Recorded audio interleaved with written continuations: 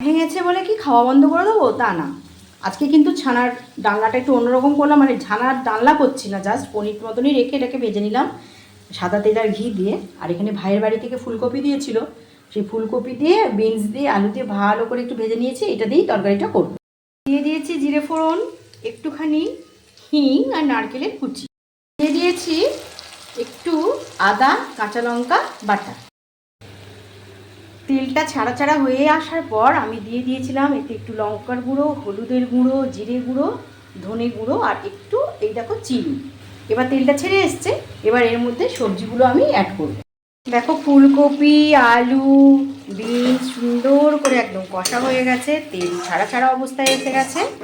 এবার এর মধ্যে আমি এই যে কাউ মিল্ক আমার ঘরেই ছিল, সেটা আমি একটা ভালো করে অ্যাড করলাম। ক্রিম দেওয়া যায়, কিন্তু যখন ঘরে গরুর দুধ রয়েছে কেন আমি ক্রিম দিয়ে বাইরের জিনিস, আর্টিফিশিয়াল জিনিস দিতে যাব।